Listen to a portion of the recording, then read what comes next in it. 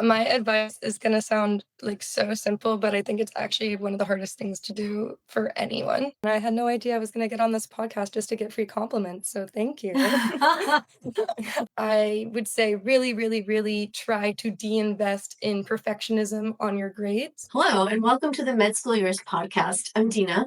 And I'm Carlos, where we talk about everything you need to know about the medical school journey and residency. We've both worked closely with applicants, advisors, and schools to understand the ins and outs of what it takes to get into med school. And now we're going beyond the admissions process. And don't worry, this podcast isn't just about the boring stuff. We're also going to give you a behind the scenes look at the life of medical school students and residents. We know that medical school can be overwhelming, but we're here to break it all down for you with expert tips, insider advice, and stories from people and students who've been there. So, whether you're starting the exploration process or just curious about what it takes to becoming a future physician, we got you covered. Sit back, relax, and welcome to the Med School Years podcast.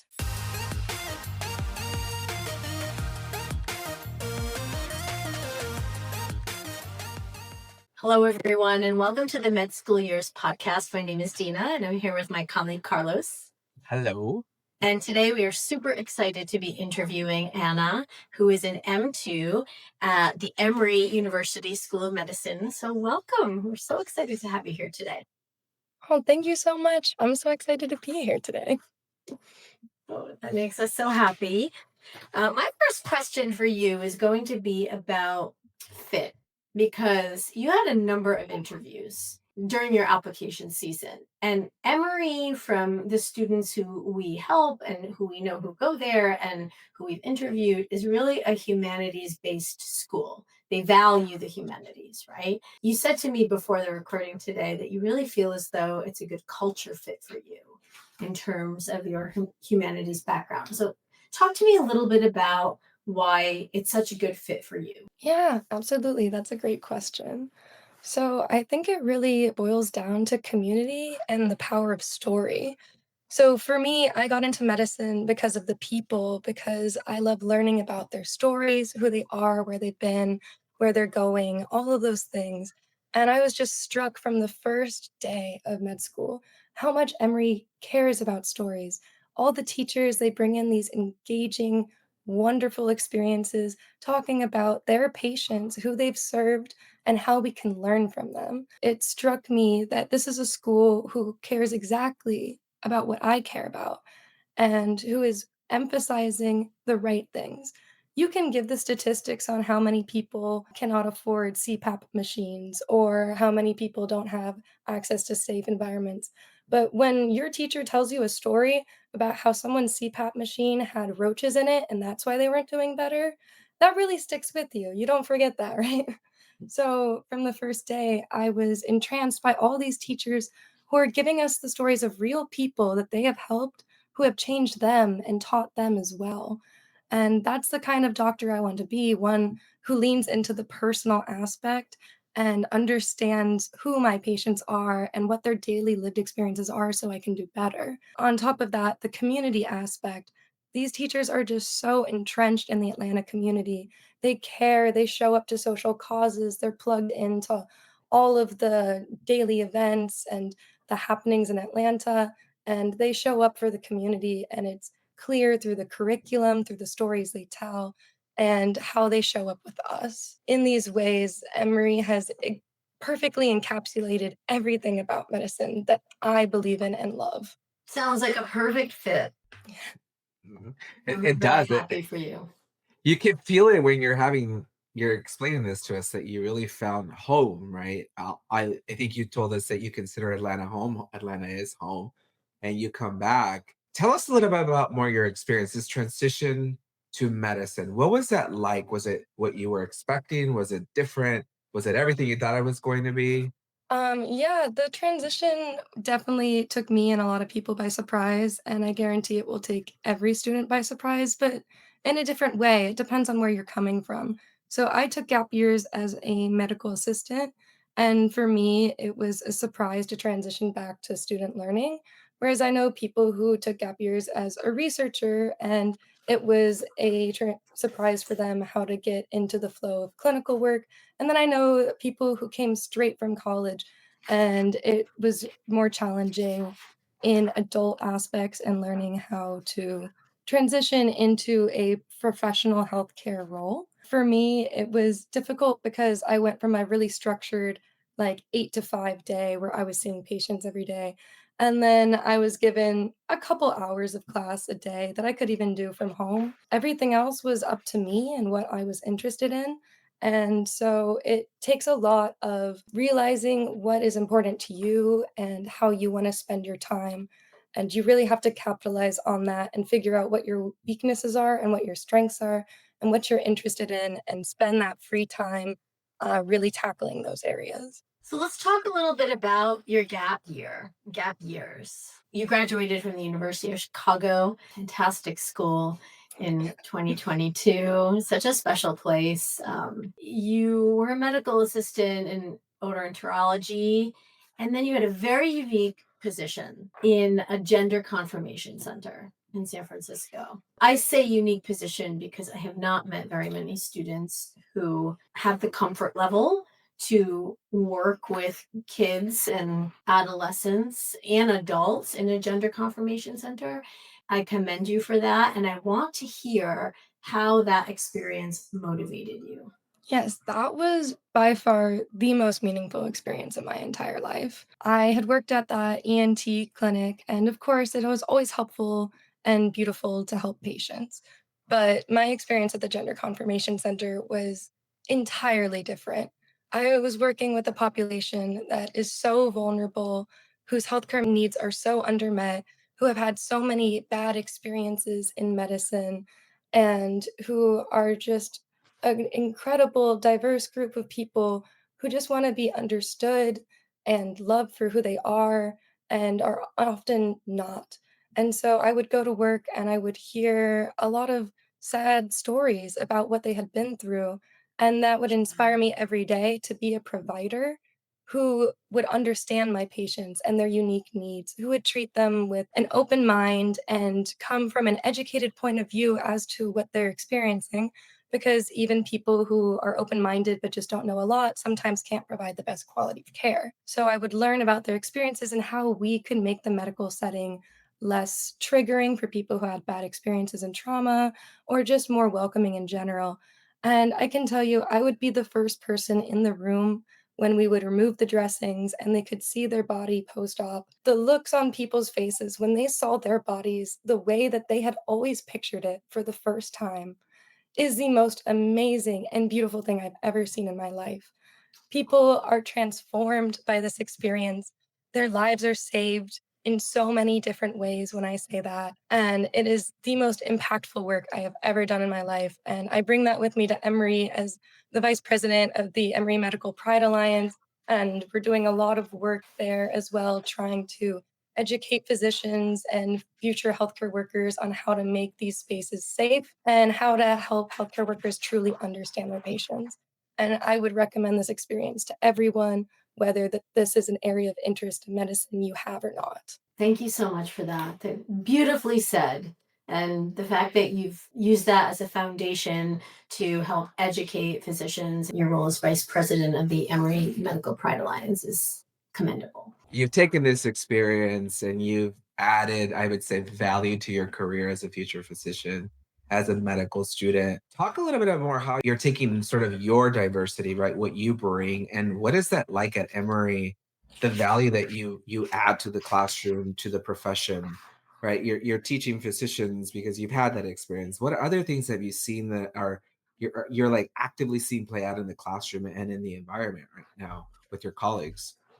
Yeah, that's a great question. And it brings me right back to actually just a couple weeks ago when we have been going through our diversity, equity, and inclusion thread. We were focusing on taking an inclusive sexual history. Our Pride Alliance team has come up with our own optional training that goes into depth on a lot of these things, but it has also worked into the curriculum. And not only do we have lectures, but we also have small group settings afterwards. During this time, we were having standardized patients come in and we were given examples of how to talk to people about their sexual history in an inclusive way. I remember quite starkly when one person was encountering a poly individual, they were really surprised when they found out that this person was not monogamous with his wife and, in fact, had a new male sexual partner. And everyone around me started immediately asking, "Oh, is he cheating on his wife?" And I was the one to bring up, like, "No, I think this individual might be poly. Like, let's not jump to any conclusions." And it was very quickly confirmed that this individual was poly and his wife had partners as well.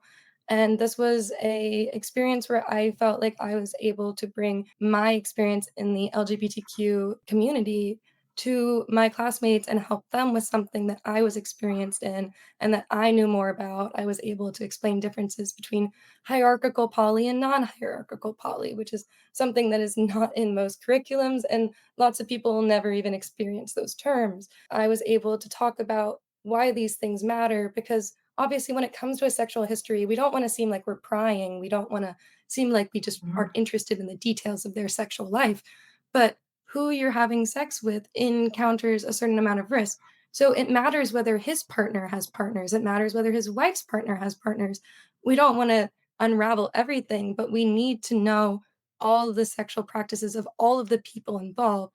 And so I had to explain to the group that it is relevant to ask if his new partner, James, is using protection with other people and how many partners his partner, James, might have. And so I think it's experiences like that where it really shines for me that I'm able to bring a unique perspective to my classmates. And they were all so interested in learning.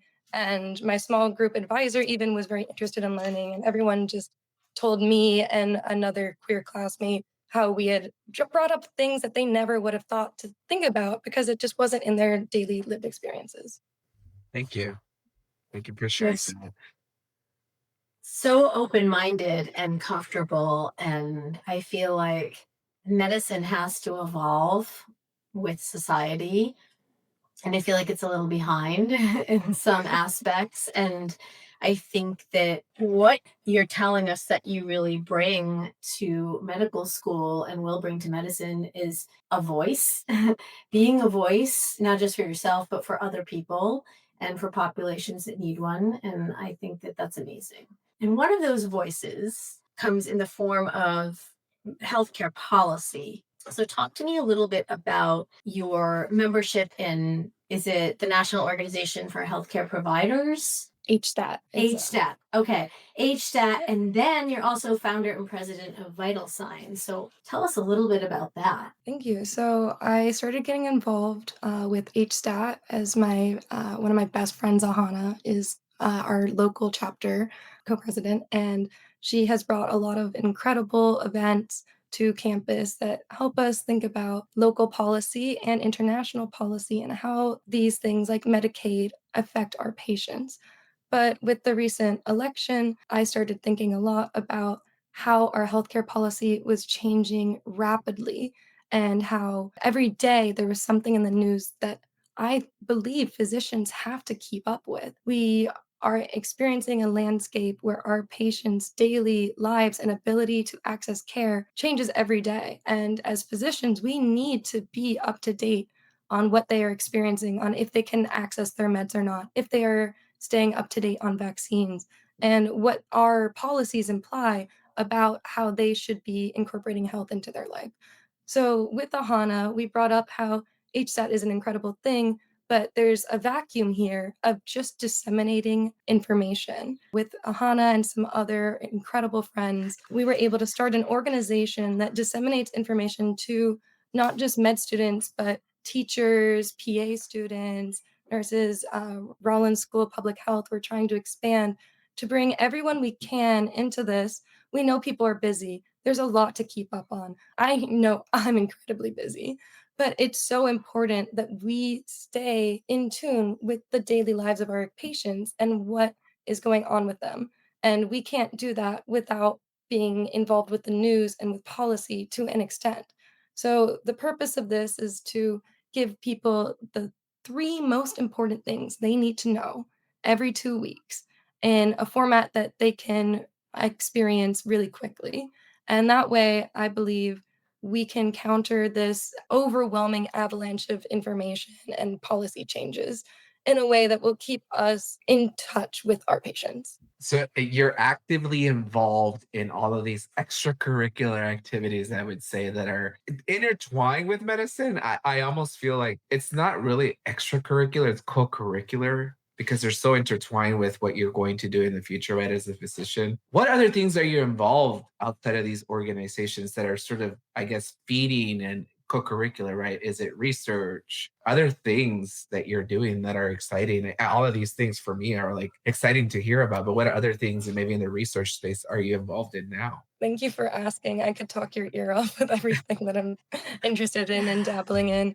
And I think that's a great thing about Emory is they really just let you pursue your interests to whatever degree, and you can have your fingers in as many pots as you can handle. As for research, I actually am incredibly interested in psychiatry. And after having a shadowing experience, so basically Emory assigns you to a physician to shadow about every 2 weeks for about 4 hours, 5 hours, and it's a bit more in depth than shadowing, but obviously we are not past step 1 yet, so I can't administer not actual care, especially I got assigned critical care, so I, at the most point, can just interview these patients and listen to them, but I ran into a very interesting case of a patient who was chemically sedated against their will, and this was an incredibly impactful experience for me as I talked to her and about how she felt not listened to because of her prior history of mental illness. I realized immediately that there was a gap in communication between her and the healthcare workers. And that doesn't mean that the healthcare workers weren't doing their best or weren't providing excellent care, but these gaps in communication can't exist. And that has brought to me a huge interest in the use of chemical restraints and what protocols or lack thereof we have nationally before we put a patient under chemical restraints. That has been my main research interest, and I found an incredible mentor at Emory who has been helping me look into these things. And it's started as a case study and has just been evolving as I talk to ERs and learn about how doctors feel about the use of chemical restraints, about the different setups in different hospitals of who is there to provide psychiatric services because these are ERs. Do they have a psychiatric nurse? Do they have psychiatric doctors? Is it just ER doctors because they're understaffed? Every hospital is different, and unfortunately, that can have huge ramifications for patients. And if they're understaffed, a patient might end up suffering for it. Fascinating work. It is fascinating. It's very different as well. Do you think it's your research has evolved from undergrad at the University of Chicago at all? Like you did some psychiatry research projects in the Dr. Jacobson's lab there. Have you found any correlation at all? Or do you feel as though the research you did at the University of Chicago has prepared you to be more inquisitive now in medical school?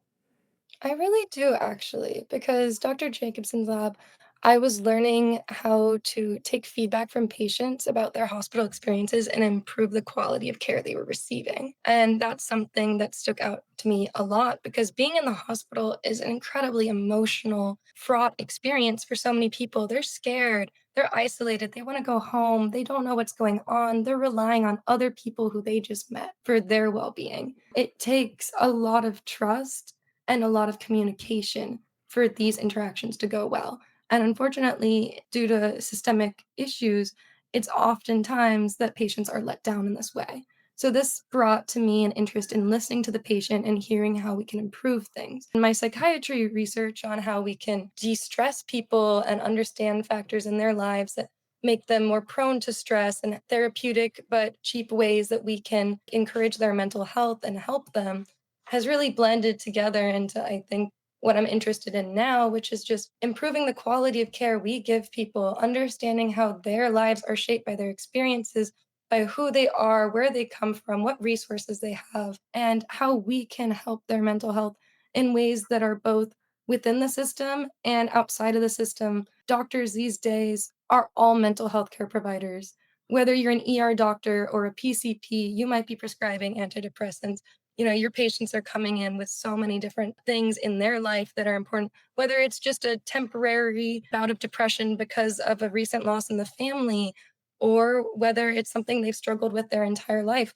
All doctors will be responsible for patients who have mental illness. And so I really want to bridge this gap of quality of care provided by doctors to patients who are struggling.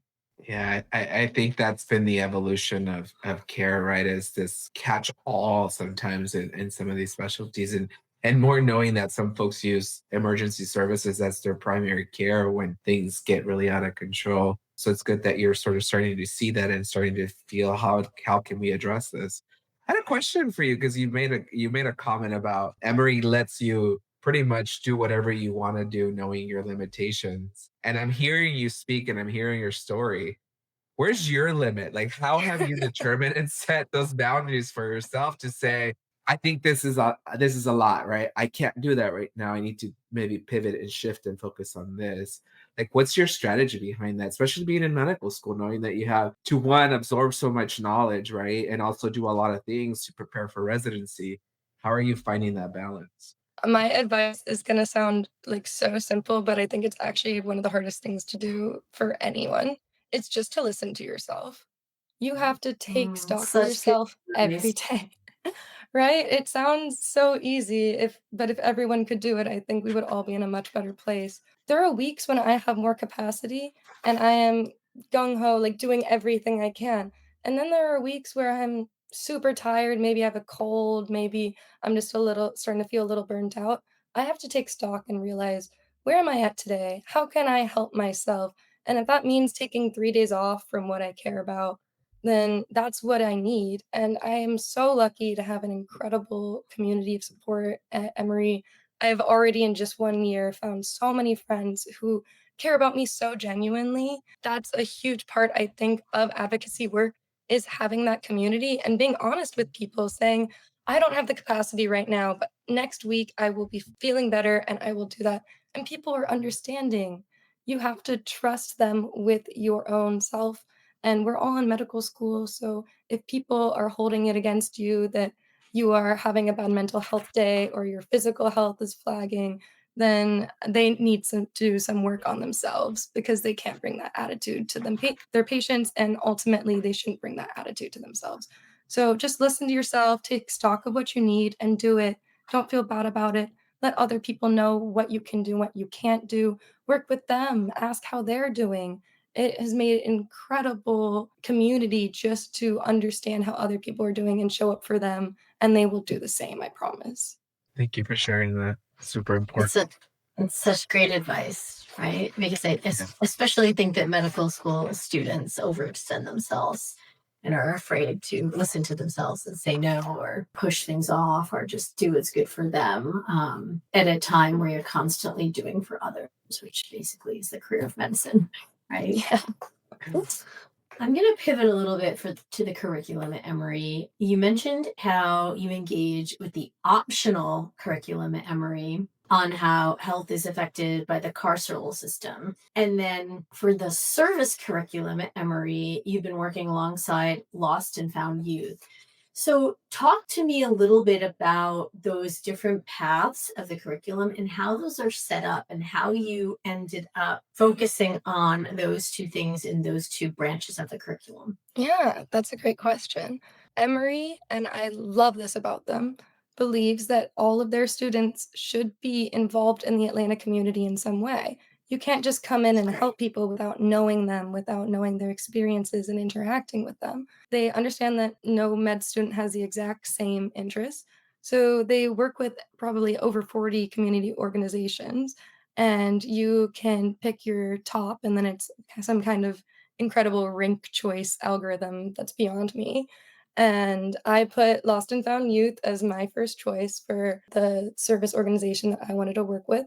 Lost and Found Youth is an incredible organization that helps unhoused LGBTQ youth experience housing and healthcare, and it helps them with career options and teaching a lot of life lessons and just basically anything that these youth need. It has been our first year at Lost and Found Youth, so I was me and my partner at this were the guinea pigs, but it has been an incredibly rewarding experience. I am so glad that Emory has been encouraging us to do this. I would like to recommend to all med students, think about how your experiences come together. Think about how if you're involved Mhm. in one way and you have a passion in this way that are similar, they can go along the same path. So, for instance, we were able to raise $1,200 for lost and found youth when I brought the idea to the Emory Medical Pride Alliance because I understood this is something they care about. This is something that they're involved in. They have a stake in the game. They pushed Emory to include lost and found youth to the list of community organizations to highlight LGBTQ care. Truly, we are not in this alone. There are so many people out there willing to help you that you can learn from and experience with. So, understanding that, did a 2 day bake sale. It should have been three, but there was crazy inclement weather, as there is these days. So, we were able to raise $600, which through the AIDS Walk Atlanta, all donations are matched. So, we were able to raise $1,200. And we did this because we asked them what they needed, and they said that they needed money. And at first, I thought, this seems like out of the scope of something I, as a med student, can do. But that was a limited way of thinking. Truly, we can connect with people who believe in the same things we do and unite across organizations. And it just took a couple people signing up for the bake sale for 2 days to raise $1,200. So if you think, oh, this is something I can't do, I'm just one person or two people involved in one thing, you have so many amazing people around you that are willing to help because you're in med school and these are all people who want to help. I incredibly thank Emory for getting me involved with Lost and Found Youth. And from there, we also created a curriculum on health and LGBTQ health for the unhoused youth. And we are in a continual cycle of getting feedback and improvement and learning what else they would like to learn about. As for the carceral health, that was something that Dr. Spencer, who is an incredible mentor and person who is just fighting all the time for his patients. He has been sending so many emails to the students of the School of Medicine on how to get involved with the health of people who have been involved in the carceral system. And he brings a lot of advocacy work to the conditions of jails and prisons in the state of Georgia. And so that is something that actually was an opportunity that came to me as well, but was not required by Emory. And I am so thankful for how much I have learned through this curriculum. Before, it was not a intense passion of mine like LGBTQ health has been for years. But that's what's so beautiful about medical school is you can have people come to you and say, "This is an important cause, like, would you like to learn more about it?" And if you just stay open-minded and say yes, they will teach you, and then you will echo back, "This is an important cause. I wanna learn so much about it." And then you become that person for the next year telling M1s now, like, "Hey, this is an important cause. Do you wanna learn about it?" There's just an incredible sense of community here that Emory is so purposefully building that is making us come together in ways that no individual could possibly do on their own, and inspiring us and educating us and bringing awareness and causing collective action in ways that are beyond the systems that most places currently have.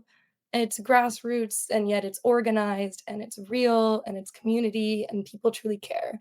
That was a long, long answer, but that's truly all my thoughts on this. It's a good answer. Doesn't matter if it's long or short. It's a good answer. It's a passionate answer, and I think it goes back again to this conversation, like discovering your passions, your likes, how you engage with the community that you are in, right? Even if you were not from Atlanta and you were just there for 4 years for medical school and your goal was to leave, it's actively showing folks how you must engage with the community that you're serving. Like I think you made a comment earlier, like you're just going to go in and help patients without knowing who they really are. It's sort of this weird disconnect Mhm. and just the patient care that you're going to provide. And I think medicine in the last maybe several years has shifted to that understanding the patients, right? It's not just you're sick, here's something, go away. It's we're trying to understand where you're coming from because there's could be other things that are affecting your care, which I want to then translate to. So you're involved in all of these things. You expressed earlier that you had an interest in psychiatry. Is that your end goal at the end of medical school is psychiatry? It's interesting, and the reason I ask it, like, kind of cautiously is because you're talking about being a medical assistant and providing care of being the at the center, the gender reassignment center, all of that. I almost feel like you could be a a family physician. Like, I would be comfortable you being Family my medicine. family doctor, right? Like, not so much psychiatry, but more like a family therapist, like, I would feel comfortable.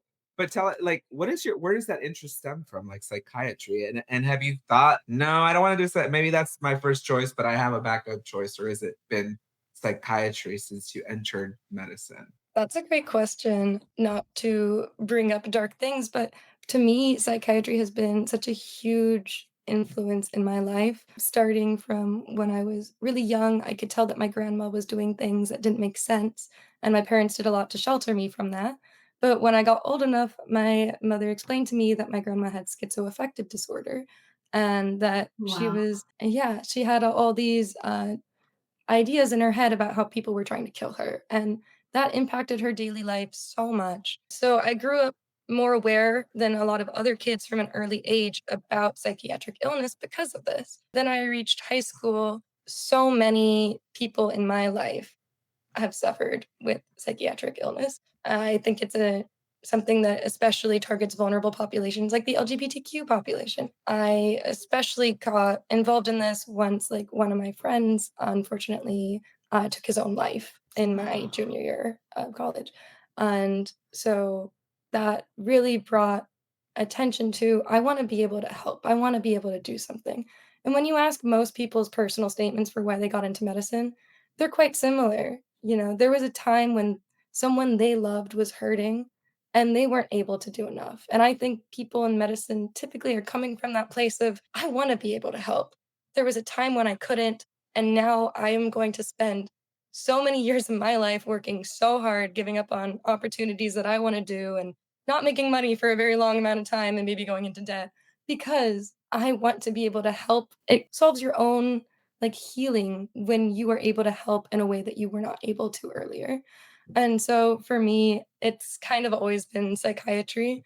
But I have, through my mentor, learned that there are med psych programs where you can be both like a family doctor and do psychiatry. And that has been incredibly interesting to me. And that has been a revelation that has changed perhaps my path the most is learning that I could do it all because I want to be able to help in every way. If I see someone on the street who is having a hard time, I don't want to be like, oh, I'm a psychiatrist of 40 years now and I don't remember that exactly. Like how to help if someone is overdosing on this thing, or maybe if they are experiencing heat stroke. I want to be able to help in all the ways. So you're right. I would love to be able to perform a lot of different ways of care, and I might go in the med psych route so I can do it all, but we will see. And again, my non-professional opinion, I felt like you could be a general practitioner, family medicine, internal medicine, but it's funny that you're exploring both, getting board certified for both, or maybe even triple certified with kids and children that you work with adults, the youth as well. So good for you. Thanks. I know what's commendable about you is your intense level of empathy. You, in everything that you're involved in and everything that you talk about, you exude. And this is probably why Carlos feels comfortable, like if you were to be his family physician. You make people feel that way. You exude empathy and compassion. A lot of times when we're advising pre-health students and they're answering secondary questions or practicing for interview questions and we're talking about empathy or, a situational judgment type of question that has you tap into compassion, I often say you can't teach empathy. It's not something that really can be taught, something that's can be fostered. So my question for you is like you told us a little bit about your family background and what motivated you towards like psychiatry, but like where does the empathy come from? Because it seems like it's your greatest tool. Oh, thank you. That is a great question, and I had no idea I was gonna get on this podcast just to get free compliments, so thank you. We give them out for free. We Like try, we yeah, try. we You try. can keep them coming. Yeah. Oh, So, it where keeps us did in business. yeah, I'll give you some recommendations for other, students who might want some free compliments. It's, Definitely. uh it's hard to say where empathy starts and where it comes from. I have a couple theories, but they're just theories at this point. I have always been such a big reader, and I believe that stories are the foundation of empathy. They Reading are. means putting Yes. yourself in someone else's shoes and someone else's mind, and it gives you an insight into people from hundreds of years ago that you never would have met, or people from the modern times that have an incredibly different experience than you. They live somewhere else, they are from somewhere else. All of these things just highlight the diversity of the human experience. And by doing this creative exercise of walking with them in their way, whether it's a dystopian novel about fascist regime where a girl is ending everything with one bow, taking out the Hunger Games, or something more realistic or even nonfiction. These are creative exercises that help us understand our fellow man. And I think empathy has to start with So understanding. beautifully put. Like, I wish I could like bottle what you just said. As a reader and like just a huge advocate for reading in general, I think that what you said is just beautiful. Thank you. I love reading. I would encourage everyone to do it. Yeah. Uh, Because medicine is about stories, it right? is. Every patient that you encounter has a different story, and being able to understand someone's story is significant in what makes a truly exceptional, compassionate physician versus somebody who isn't in it for the right reasons. Exactly. And that's why I think Emory is doing something so beautiful by bringing the power of story into their curriculum and how all of the teachers highlight this in their lives. And so, if anyone is struggling for ability to really show compassion and connection in their interview process or in the application process, I would say find what you're interested in and read books, and that will incredibly slowly build your ability to show your understanding, your curiosity, and your connection to the fellow man. Yeah, we get asked that all the time, right? When we're reviewing personal statements or applications of like, how do you add reflections that are true to who you are? And I think you gave a perfect example and tips of how to do that because sometimes it's very hard for us to explain. It needs emotion, it needs you, it needs a Mm. personal connection. And it's not about, I want to become a physician because I want to help people. Like, that's part of given of the profession that you're going in, that you're going to help people, but there has to be something more. So I'm happy that you're talking a little bit about that, how you can get sort of those juices flowing as you begin to write things and reflect on the journey to medicine. You're still not done, right? You have medical school, and then you have what comes next is preparation for your for residency. What do you feel you're doing now to prepare you for that next step, knowing that you're maybe a couple of years away, but you really have to start building that up? What are you doing? Like, how are you strategizing that now? That is a great question. And I think the transition to pass fail has really changed the whole landscape of how we prepare for residency these days. And obviously, it's very specialty focused. For me, I truly realized, and I loved being a student who was getting like great grades. It brings so much pride, but it truly is pass fail at the end of the day. And so I think it is so much more important for you to be doing things for the community, for you to be following your passions, for you to be showing residencies a track record of who you are and what you care about and what you believe in, Mm. and that you're committed, than it is to have a 5 point higher test mark on a test that will just at the end show a P. I'm not saying to neglect your studies at all, please. Not, I need to make that clear. But I think the strategy here for me is to just be authentically myself and invest my time in what I believe in, and I don't have to be a perfectionist like I used to be on the grades. And I think that's really hard for med students. We're all perfectionists. It We all is. were top students, and it like is been so hard for me to do average on a test, and obviously like that hits as a blow, and it sounds stupid when you say it, but I know when everyone gets their grade back, that's how they feel. At the end of the day, when people are interviewing you, they want you to show them how you are authentically you, what you have been doing, how you have been showing up. These residency matches seem even more than med school as a culture fit. They want to know who you are and why they should let you be one of the few people that they spend so much time with and nurture and sculpt into the kind of physician that they believe in. I would say really, really, really try to de-invest in perfectionism on your grades and focus more on who you are and what you're doing and actually build network. I came from a research institution where I was in 300-person orgo classes. My teachers probably never knew my name except for the ones I got a letter of rec. Take advantage of the fact that your med school is so much smaller. You know, I have so many incredible Build faculty connections. relationships. Exactly, and it's authentic because they know what I'm interested in. I talked to an endocrinologist about transgender issues that she is passionate about, and then she says, "Oh, I was actually looking for a student to work with this on. Since I know that you're passionate about this, would this be something you're interested in?" Make this like network of connection on what you are genuinely interested in, and the teachers can feel it. They will help you reach your dreams and become the kind of physician you want to be. That's generally my strategy and advice. Invest in the community that you have because they're here and your teachers care about you. You are not one in a 300 class that they teach like every year and don't care about. Like they are invested in you and they want to get to know you.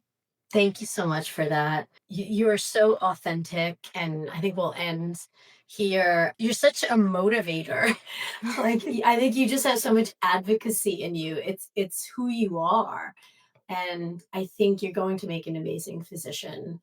I think that your classmates and your professors and the faculty at Emory are lucky to have you. We're so excited for you and wish you all the luck as you embark on this next chapter of closing out, this next year of medical school and going into the phase of residency. And thank you for all you do, and for the communities that you do it for. You're really special. Thank Yeah. you so, so Yeah. much. Love the free compliments. Yeah. Yeah. I look forward to hearing more about you. We'll definitely keep in touch and hopefully you'll come back at some point in the future when you're not so busy doing all of these great things. I literally wrote down like 2 pages of all of like these little tidbits of information I for did you to too. say. Like who With you lots of are, notes. do not neglect your studies, be the physician you demonstrate the physician you want to be, build a network. So Track record. right, definitely. And I think the biggest thing, the patient stories, your story, So important. connecting those things to back to why the reason you want to be a physician is because you want to treat patients and you want to help patients. Thank you so much. It's a pleasure meeting you. We wish you luck. We'll check back in with you and see where you're at in your journey and where you end up. Okay. All right. All Thank you right. so much. It's been a Thank Thank pleasure. you you. so much.